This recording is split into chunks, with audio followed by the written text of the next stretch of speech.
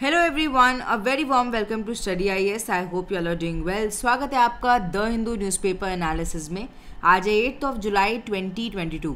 देखते हैं आज क्या क्या इंपॉर्टेंट खबरें हमें देखने को मिली हैं। बट उससे पहले एक इम्पॉर्टेंट बात, before you can be successful you have to decide to be successful. Life में अगर आपको सक्सेसफुल होना है, किसी गोल को हासिल करना है, तो आपको मैनिफेस्ट करना होगा, आपको कहीं ना कहीं डिसाइड करना होगा कि आप किसी भी हाल में सक्सेसफुल होंगे, आप किसी भी हाल में अपने गोल को अचीव करेंगे। एंड देखना, पूरी कायनात लग जाएगी आपको सक्सेसफुल बनाने में। स्टार्ट करते हैं अपने द हिंदू को। आज पेज नंबर 1 पर हमें देखने को मिला article, Boris Johnson resigns as PM, political drama ends in Britain.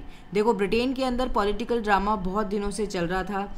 यहाँ पर हमें देखने को मिल रहा था कि जो बोरिस जॉनसन है, उनकी जो कैबिनेट है, उससे बहुत सारे मिनिस्टर्स रिज़ाइन कर रहे थे। एंड खाली मिनिस्टर्स ही नहीं, पार्लियामेंट्री प्राइवेट सेक्रेटरीज जो हैं वो भी बहुत सारे हमें रिज़ाइन करते हुए नज़र आ रहे थे। And the situation was really bad.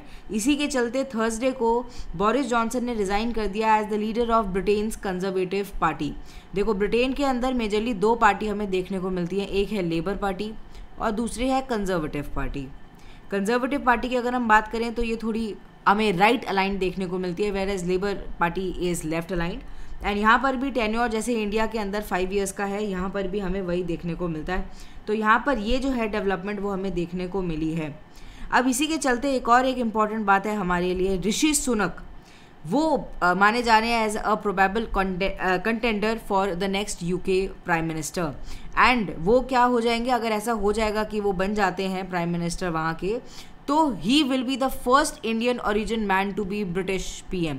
मतलब ये सोचो कि जिस कंट्री ने हमारे ऊपर इतने साल राज किया है, हम उनके कॉलोनियल रूल में रहे हैं, उनका जो प्रधानमंत्री होगा वो इंडियन ओरिजिन का होगा। हमें ये देखने को मिल सकता है इन कमिंग टाइम। तो ये एक इंपॉर्टेंट न्यूज़ थी जो कि पेज नंबर 1 के अंदर कवर हुई।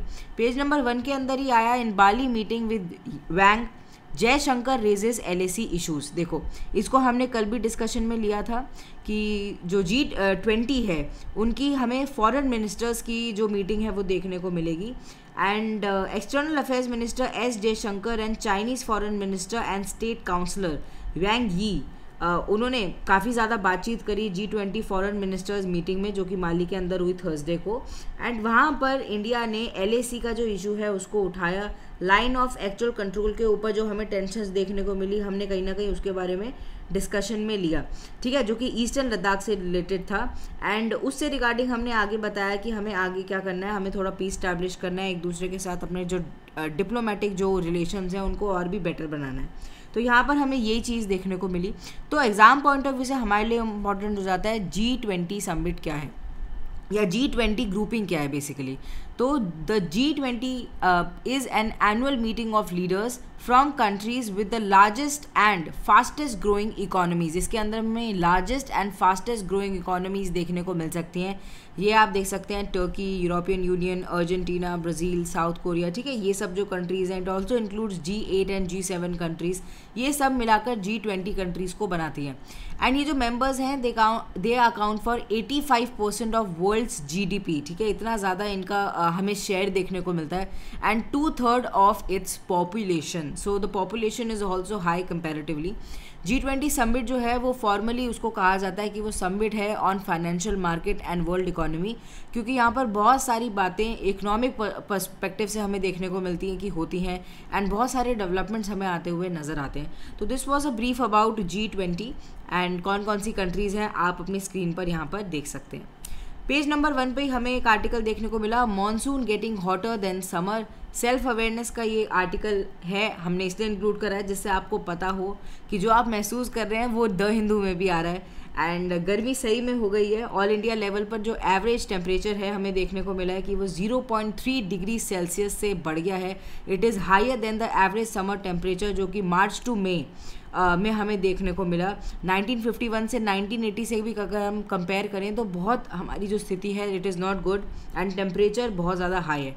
अभी क्या होता था, पहले तो सिर्फ समर में हमें देखने को मिलता था कि टेम्परेचर इज़ हाई, बट अभी क्या हो रहा है, मॉनसून के एरिया में एंड ऑल्सो पोस्ट मॉनसून के टाइम पर हमें देखने को मिल रहा है कि सिचुएशन सेम ही है एंड जो टेम्परेचर है वो हाई ही है।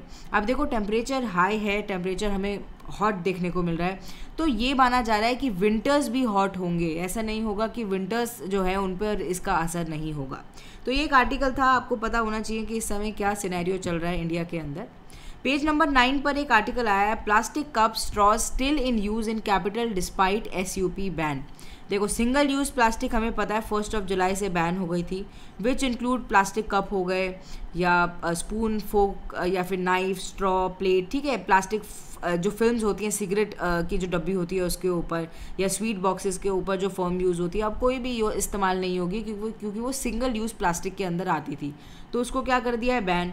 एंड बैन कर दिया है तो उसके बाद ये भी बोल दिया है कि आपके ऊपर पेनल्टी लगेगी अगर देख लिया जाएगा कि आप ऐसा कुछ इस्तेमाल कर रहे हैं।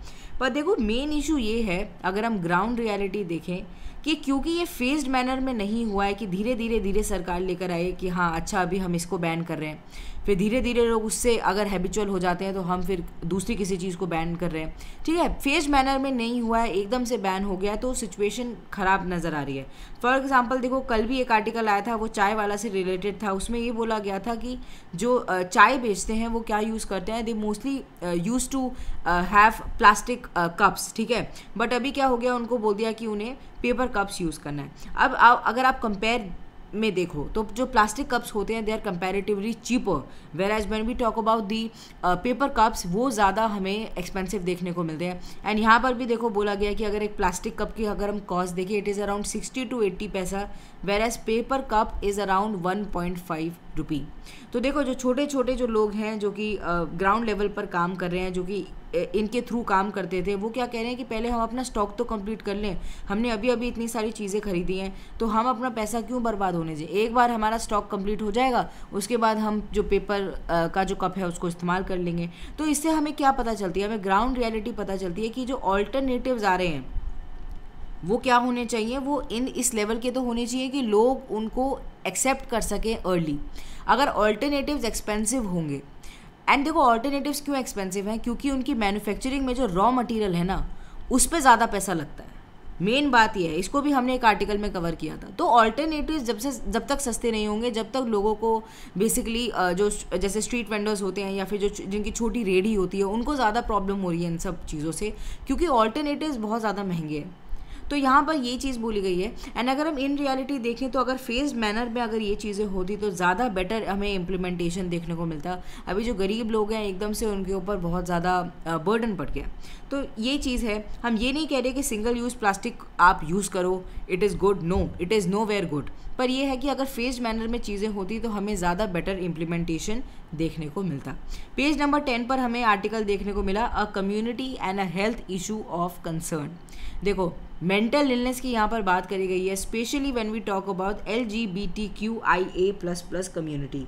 देखो, इस कम्युनिटी के अंदर ये जो एक्रोनिम है इसका मतलब है lesbian, gay, bisexual, transgender, queer, intersex and asexual and others, ठीक है। ये सब इसके अंदर इंक्लूड होते हैं। इनके बारे में बात करी गई है कि इनको सोसाइटी में कितना ज़्यादा जो प्रॉब्लम्स हैं वो झेलनी पड़ती हैं, कितना ज़्यादा प्रॉब्लम्स को देखना पड़ता है। अभी हमने जून को सेलिब्रेट किया एज प्राइड मंथ, आपने देखा होगा अलग अलग सोशल नेटवर्किंग साइट पे लोग रंग बिरंगा जो झंडा है उसको लगा रहे थे, and they were talking about their rights, ठीक है, कि we stand for them, we stand for their rights, सब कुछ लोग कह रहे थे। पर मेन बात ये है कि हमारे इंडिया के अंदर एंड ओवरऑल वर्ल्ड के अंदर भी अभी सिचुएशन इतनी बेटर नहीं है कि जो LGBTQIA+ कम्युनिटी है उनको ज़्यादा सहारा देखने को मिले, एंड मेंटल हेल्थ उनकी बहुत ज़्यादा हमें ख़राब देखने को मिल रही है।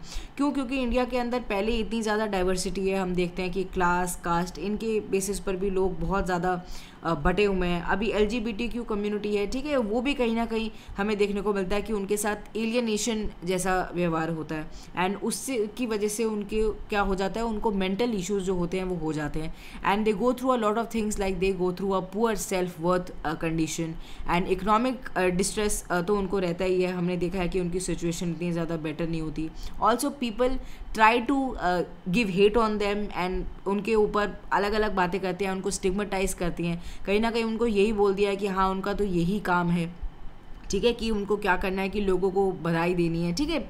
लोग क्या करते हैं, उनको स्टिग्मेटाइज कर देते हैं एंड कोशिश करते हैं कि उनको आगे नहीं जाने दें, ठीक है। तो इसकी वजह से उनको बहुत ज़्यादा दिक्कत हो रही है। एंड अभी अगर हम इन चीज़ों को ब्रॉड बेसिस पर देखें तो इसकी वजह से क्या हो रहा है, उनको एनजाइटी भी हो रही है, लोनलीनेस भी हो रही है, डिप्रेशन भी हो रहा है, एंड उनको और भी बहुत ज़्यादा प्रॉब्लम जो है वो साइमल्टेनियसली साथ साथ में चल रही हैं।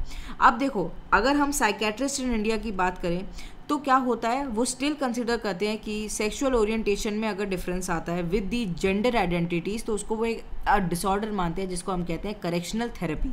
तो यहाँ पर बोला गया कि करेक्शनल थेरेपी माना कि इन ट्रू सेंस एक हेल्थ केयर का एक सीन है, ठीक है, एक यूजेज होता है। बट यहाँ पर क्या है, यहाँ पर इनको शेम मिलता है कि उनका सेक्सुअल ओरिएंटेशन या gender identities they look very different, ठीक है। तो यहाँ पर इसी की बात करी गई है। एंड फर्दर कंक्लूजन में बोला गया है कि हमें कम्युनिटी बिल्डिंग के ऊपर ध्यान देना पड़ेगा। LGBTQIA कम्युनिटी है, उनको हमें सारे राइट्स प्रोवाइड करने होंगे, वो भी इंसान है, इस चीज़ को हमें एक्सेप्ट करना पड़ेगा एंड उनको उनका स्पेस देना होगा। ये नहीं कि हम उनको स्टिग्मेटाइज करें एंड उनको बात बात पर बोलते रहें। एंड मेंटल हेल्थ की कंडीशन ऐसी है कि खाली इन्हीं कम्युनिटी नहीं, सभी के लिए हमको ध्यान देना पड़ेगा, क्योंकि बोला जाता है ना कि आपकी जो बॉडी एलिमेंट्स होती है उनसे भी ज़्यादा खतरनाक होती है मेंटल हेल्थ, क्योंकि आपके दिमाग के अंदर क्या चल रहा है आपको नहीं पता। तो यहाँ पर इसी के बारे में बात करी गई है। तो ध्यान देना पड़ेगा हमें मेंटल हेल्थ सिचुएशन के ऊपर एंड कोशिश करनी होगी कि हम एक हेल्दी सोसाइटी को फॉर्म कर पाएँ। पेज नंबर 11 पर एक आर्टिकल आया है, making sense of the rupee slum. देखो, हम बहुत दिनों से कवर कर रहे हैं कि हमारे जो इंडियन रुपी है उसकी क्या कंडीशन है। हम देख सकते हैं कि डॉलर के सामने वो गिरता चला जा रहा है, डेप्रिशिएट होता हुआ चला जा रहा है, उसके ऊपर से ट्रेड डेफिसिट भी हमारा बढ़ गया है। फिर उसके बाद और भी बहुत सारी कंडीशंस हैं, ठीक है, फ्यूल के प्राइसेस हमें बढ़ते हुए नज़र आ रहे हैं। तो इन सब के बीच में जो सिचुएशन है वो हमें बिगड़ती हुई नज़र आ रही है। बट अगर हम ब्रॉड बेसिस पर देखें तो खाली इंडिया ही नहीं, और भी कंट्रीज़ हमें सेम ही देखने को मिल रही है एंड उनकी भी करेंसी जो है वो कहीं ना कहीं हमें स्लम्प में देखने को मिल रही है। Situation is not good over there also. तो इसी के बारे में यहाँ पे बात करी गई है। हमें क्या देखने को मिल रहा है कुछ दिनों में कि जो फॉरेन पोर्टफोलियो इन्वेस्टर्स जो हैं वो भी कहीं ना कहीं बाहर निकलते जा रहे हैं इंडिया से, आउटफ्लो देखने को मिल रहा है हमें FPIs का। उसके बाद US का भी जो देखो, US का भी जो सीन चल रहा है, उन्होंने एकदम से इंटरेस्ट रेट जो अपने बढ़ा दिए हैं फेडरल रिजर्व ने, उसकी वजह से भी हमें जो कंडीशन है देखने को मिली है, क्योंकि US के अंदर इन्फ्लेशन हमें देखने को मिला है। उसके बाद बताया गया कि करंट अकाउंट डेफिसिट हमारा बढ़ रहा है क्योंकि हमारे एक्सपोर्ट्स बहुत कम है, इम्पोर्ट्स बहुत ज़्यादा हैं। तो इसी के बारे में होलिस्टिकली यहाँ पर बताया गया है। एंड देखो, ऐसा नहीं है कि सरकार स्टेप्स नहीं ले रही, जैसे कि इम्पोर्ट ड्यूटी हमें देखने को मिली, बढ़ गई है गोल्ड के ऊपर, ठीक है। तो सरकार अपनी तरफ से स्टेप्स ले रही है, बट धीरे धीरे ही सिचुएशन बेटर होगी, क्योंकि ये जो सिचुएशन है ना, ये सिर्फ डोमेस्टिक बेसिस पर नहीं क्रिएट हुई है, ग्लोबल बेसिस पर भी ये क्रिएट हुई है, ठीक है। ग्लोबली जो भी चीज़ें चल रही हैं उसकी वजह से हमें इंडिया के अंदर ये जो सिचुएशन है, हमारे रुपये की जो सिचुएशन है वो हमें देखने को मिली है। तो हमें टाइम देना होगा चीज़ों को एंड धीरे धीरे जब ग्लोबली चीज़ें स्टेबल हो जाएंगी, इंडिया के अंदर भी चीज़ें हमें स्टेबल होती हुई नज़र आएंगी। मूव ऑन करते हैं टेक्स्ट एंड कंटेक्स्ट की तरफ। पेज नंबर 12 पर आया है, the proposal for an India specific norm for assessing vehicular safety in collision. Nitin Gadkari ji जो कि यूनियन मिनिस्टर हैं, उन्होंने अप्रूव किया draft GSR that is general statutory rules को, एंड उन्होंने क्या किया, नोटिफिकेशन निकाला जिससे वो सीक कर सके comments on the proposal to introduce Bharat new car assessment programme, या जिसको NCAP कहते हैं। अब देखो, NCAP का मेन काम क्या है कि वो रिलायबल इंफॉर्मेशन प्रोवाइड करेगा about the crash safety of a vehicle based on certain common criteria and procedure. Basically अगर कोई एक्सीडेंट हो जाता है किसी कार का, तो उनके पास क्या सेफ्टी मेजर्स हैं, इनको देखने वाला है NCAP। एंड वो क्या करेगा, फर्दर हेल्प करेगा व्हीकल्स को, जिससे इंटरनेशनल मार्केट में उनका हमें प्राइस और भी ज़्यादा अच्छा मिल पाए। क्योंकि देखो, एक विन विन सिचुएशन हो जाती है। अगर आपको देखने को मिले कि NCAP ने किसी कार को रेटिंग अच्छी दी है, तो क्या होगा, ऑटोमेटिकली दिमाग में आएगा कि यार इसमें ना सेफ्टी प्रोविजंस अच्छे हैं, तो आप क्या करोगे, आप भी उस कार को लेने की कोशिश करोगे। तो ऐसा नहीं है कि अगर NCAP अच्छे मार्क्स नहीं देगा, अच्छी रेटिंग नहीं देगा, तो वो इंटरनेशनली बिकेगी नहीं कार, वो बिकेगी ज़रूर, बट ये है कि सेफ्टी मेजर प्रॉपर्ली लिए गए हैं। क्रैश सेफ्टी का ध्यान रखा गया है कि अगर आपकी कार क्रैश हो जाती है तो ये सेफ्टी प्रोवाइड हो जाएगी लोगों को, पैसेंजर को, या फिर जो ड्राइवर है उनको। तो यहाँ पर इसी का हमें प्रोविज़न देखने को मिलता है। Bharat NCAP would assign the vehicles between 1 and 5 star on parameters such as adult occupant protection, child occupant protection and safety assist technologies, ठीक है। तो यहाँ पर इसी के बारे में बताया गया है। एंड नितिन गडकरी जी का जो फोकस है it is on zero tolerance for road accident, इसको मद्देनज़र रखते हुए ये आया है। एंड इन्होंने पहले भी कहा था कि ये क्या करेंगे, ये रिड्यूस करेंगे रोड एक्सीडेंट्स को बाय 50% बाय द ईयर 2025। तो ऐसे जो मेजर है ना, ये जो प्रोग्राम है ये क्या करेगा, मदद करने वाला है हमें कि हम इसको अचीव कर पाएँ। एंड ये जो है NCAP ये ग्लोबली रिलायबल इंफॉर्मेशन प्रोवाइड करेगा क्रैश सेफ्टी के लिए, जैसे कि हमने बात करी।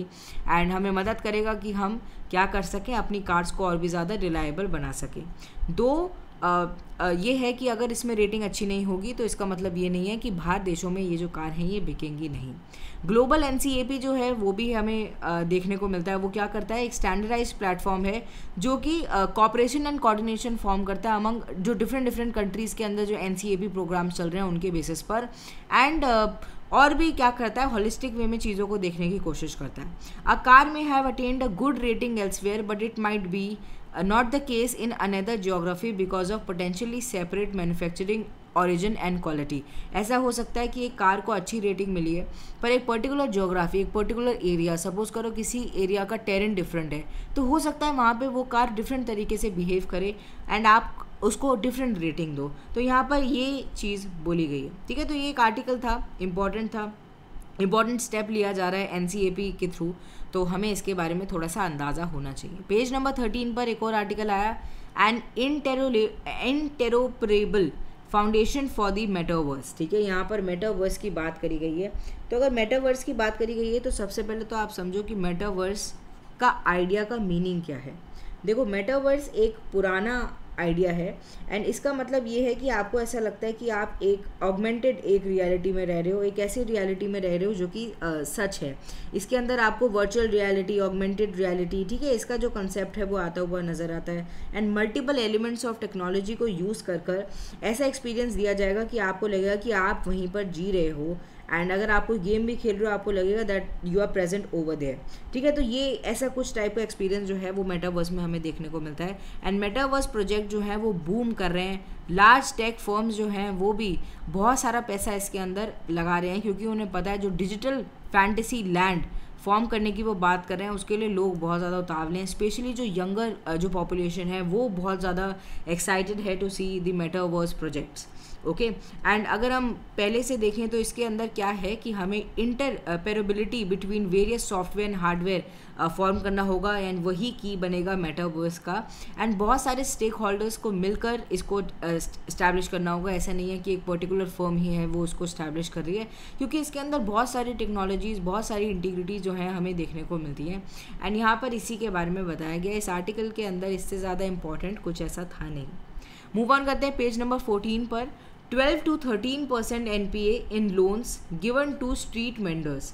यहाँ पर बोला गया है कि जो नॉन परफॉर्मिंग एसेट्स होते हैं 12 से 13% of the loans disperse to the street vendors under the prime minister street vendors Atmanirbhar Nidhi यानी PM निधि स्कीम हमें देखने को मिली है। तो PM निधि स्कीम के थ्रू क्या हुआ है कि नॉन परफॉर्मिंग एसेट्स जो हैं वो कहीं ना कहीं डेवलप हुए हैं। तो एग्जाम पॉइंट ऑफ व्यू से हमारे लिए जो न्यूज़ है ये इतनी इंपॉर्टेंट नहीं है। हमारे लिए इंपॉर्टेंट है ये दो बातें, non performing assets and PM Svanidhi scheme. देखो, नॉन परफॉर्मिंग एसेट की जब हम बात करते हैं वो लोन या एडवांसेस हो जाएं जो कि कहीं ना कहीं डिफ़ॉल्ट माने जाते हैं या वो वापस आने की जिनकी उम्मीद नहीं होती, एंड जो शेड्यूल टाइम होता है उस पर जो पेमेंट होती है या फिर जो इंटरेस्ट होता है वो प्रोवाइड नहीं किया जाता, तब उसको डिफ़ॉल्टेड माना जाता है। इन मोस्ट केसेस ये जो डेब्ट होता है it is classified as non performing जब जो लोन पेमेंट होती है it have not been made for a minimum period of 90 days, ठीक है। तो 90 डेज़ का बेसिक क्लॉज है एंड उसके बेसिस पर हमें नॉन परफॉर्मिंग एसेट देखने को मिलता है। अगर 90 दिन से ज़्यादा आप किसी लोन को या एडवांस को पूरा नहीं दे पाते हैं, उसके प्रिंसिपल अमाउंट को या फिर उसके इंटरेस्ट अमाउंट को, ठीक है। तो ये तो हो गया non performing asset. Whereas when we talk about PM Svanidhi, ये जो स्कीम थी ये सरकार लेकर आई थी जिससे वो इकोनॉमिक स्टिमुलस प्रोवाइड कर सके आत्मनिर्भर भारत अभियान के अंदर। एंड इसमें क्या था कि ये बेनिफिट करने वाला था स्ट्रीट वेंडर्स हो गए, हॉकर्स हो गए एंड ठेले वालास जो हो गए, बेसिकली जो ग्राउंड लेवल पर जो लोग काम करते हैं, हमें जो रोड साइड लोग काम करते हुए दिखते हैं, ठीक है, उनको ये मदद करने वाला था। एंड जो गुड्स एंड सर्विसेज रिलेटेड जैसे कि textile, apparel, artisan products, barber, laundry services, इन सब में जो इंक्लूड होते हैं उनको ये मदद करता। The vendors can avail a working capital loan of up to 10,000, ठीक है, 10,000 तक का वो लोन इसके अंदर ले सकते हैं, जो कि रिपेबल है in monthly instalments within a year.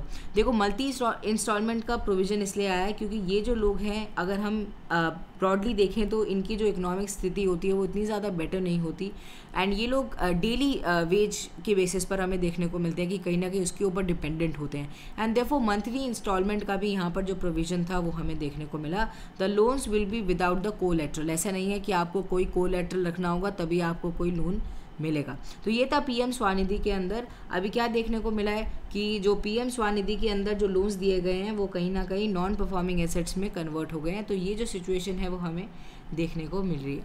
Move on करते हैं, पेज नंबर 14 पर आर्टिकल आया है central to promote dragon fruit cultivation.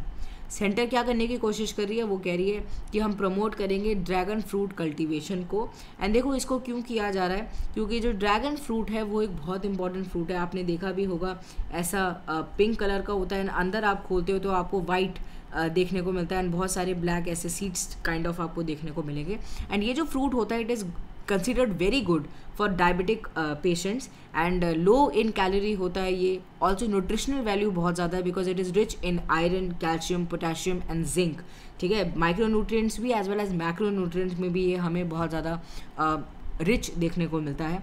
इसीलिए सरकार क्या कह रही है, सरकार कह रही है कि हमें क्या करना है, हमें इसका जो कल्टीवेशन का जो एरिया है उसको बढ़ाना है, जिससे हम लोगों तक इसको और भी ज़्यादा पहुंचा पाएँ। अभी रिसेंटली देखो गुजरात गवर्नमेंट ने इसको रीनेम भी किया था, इसको कमलम, ठीक है, यानी कि लोटस के रूप में बोला जाता है, एंड वहाँ पर भी लोगों को बेसिकली फार्मर्स को इंसेंटिवाइज किया जा रहा है कि वो इसको उगाएं, ठीक है। अब इससे क्या होगा कि ये कह रहे हैं कि ओवरऑल हमें एक बढ़ोतरी देखने को मिलेगी, ऑल्सो फार्मर्स की भी जो पॉकेट है वो हमें हाई देखने को मिलेगी, मतलब उनको भी फ़ायदा होगा। Processing infrastructure can also be developed with the help of food processing ministry. It's cultivation will be beneficial for farmers, consumers, and एक विन विन सिचुएशन होगी दोनों के लिए ही, अगर इसका जो कल्टिवेशन है वो हमें हाई देखने को मिलेगा। पेज नंबर 15 पर आर्टिकल आया NEP will develop skilled and confident youth. प्रधानमंत्री मोदी जी ने कहा कि जो नेशनल एजुकेशन पॉलिसी है वो बच्चों के ऊपर फोकस कर रही है, एंड वो क्या करेगी, वो जो बच्चे हैं उनको स्किल प्रोवाइड करेगी, उनको कॉन्फिडेंस प्रोवाइड करेगी।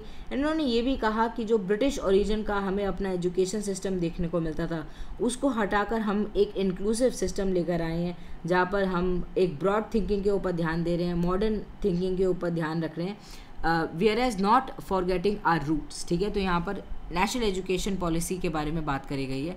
तो जब हम नेशनल एजुकेशन पॉलिसी ऑफ 2020 की बात करते हैं तो यहाँ पर हमें बहुत सारी चीज़ें देखने को मिली, जैसे कि हायर एजुकेशन जो कैरिकुलम है उसको फ्लेक्सिबल बना दिया है सब्जेक्ट्स के बेसिस पर, multiple entry and exit allowed है बच्चों के लिए जिससे उनको दिक्कत नहीं हो, एंड अप्रोप्रिएट सर्टिफिकेशन भी दिया जाएगा।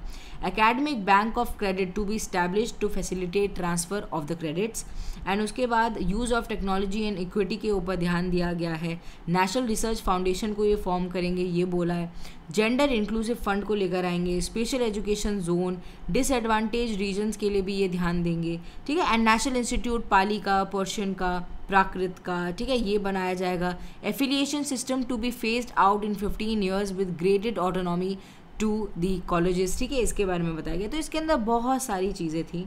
नेशनल एजुकेशन पॉलिसी 2020 जो है वो बेसिकली फर्स्ट एजुकेशन पॉलिसी है 21st सेंचुरी की, जिसने रिप्लेस किया very old, basically 34 year old national policy on education जो कि 1986 के अंदर आई थी।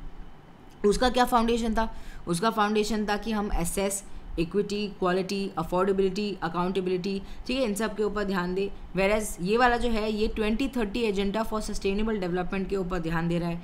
एम करता है कि हम ट्रांसफॉर्म कर सकें इंडिया को, वाइब्रेंट नॉलेज सोसाइटी को फॉर्म कर सके, ग्लोबल नॉलेज सुपर पावर में कन्वर्ट कर सके अपनी इंडिया को, एंड स्कूल लेवल पर as well as college level पर हम जो एजुकेशन है उसको होलिस्टिक, फ्लेक्सिबल, मल्टी डिसिप्लिनरी बनाने की बात कर रहे हैं। तो ये था अबाउट नेशनल एजुकेशन पॉलिसी। अब देखिए एक और आर्टिकल हमें पेज नंबर 17 पर देखने को मिला, Ukrainian troops killed on snake island, ठीक है, रशिया। अब ये जो है ये आर्टिकल हमारे लिए लिटरली इंपॉर्टेंट नहीं है, पर हमारे लिए इंपॉर्टेंट है स्नेक आइलैंड। स्नेक आइलैंड की जो लोकेशन है वो आप यहाँ देख सकते हैं, यूक्रेन के यहाँ नीचे आपको देखने को मिल जाएगा स्नेक आइलैंड। चलिए, this was all for this video. I really hope you like it. आज जो लास्ट सेक्शन होता है जहाँ पे इकोनॉमी का आता है, वहाँ पर कुछ भी न्यू नहीं था, वही सारी बातें रिपीट करी जा रही थी कि जो रुपी है वो हमारा डेप्रिशिएट हो रहा है, हमारा जो अकाउंट का जो डेफिसिट है, करंट अकाउंट डेफिसिट जो है वो बहुत ज़्यादा बढ़ रहा है, इन्फ्लेशन हमें देश के अंदर देखने को मिल रही है, एंड ग्लोबली कहीं ना कहीं जो सिनेरियो है उसकी वजह से हमें सारी जो चीज़ें हैं वो बढ़ती हुई नज़र आ रही हैं। सेम सिचुएशन हमें देखने को मिल रही है, इससे अलावा कोई भी ऐसी कुछ अलग से बात नहीं करी गई थी। ठीक है, तो वो तो हम साइमल्टेनियसली कवर भी कर रहे हैं। आज के न्यूज़पेपर में यही खबरें थी, ऐसे ही हम द हिंदू न्यूज़पेपर को कवर करते रहेंगे। मिलते हैं कल, बाय बाय, टेक केयर।